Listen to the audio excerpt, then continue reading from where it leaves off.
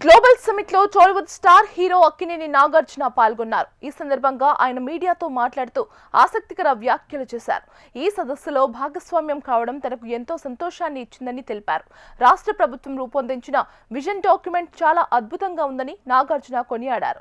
ఈ సందర్భంగా తెలంగాణ ప్రభుత్వం ప్రతిష్టాత్మకంగా అభివృద్ధి చేస్తున్న ఫ్యూచర్ సిటీకి తమ అన్నపూర్ణ స్టూడియోస్ ను కూడా తీసుకురాబోతున్నట్లు నాగార్జున ప్రకటించారు. అలాగే ఫ్యూచర్ సిటీలో అంతర్జాతీయ స్థాయి సౌకర్యాలతో ఒక ప్రత్యేకమైన ఫిల్మ్ హబ్ ను కూడా ఏర్పాటు చేసే దిశగా ప్రస్తుతం చర్చలు సాగుతున్నాయని నాగార్జున తెలిపారు. ప్రభుత్వం తలపెట్టిన ఈ ప్రణాళికలో సినిమా పరిశ్రమ అభివృద్ధికి కూడా చోటు కల్పించడం పట్ల హీరో నాగార్జున హర్షం వ్యక్తం చేశారు.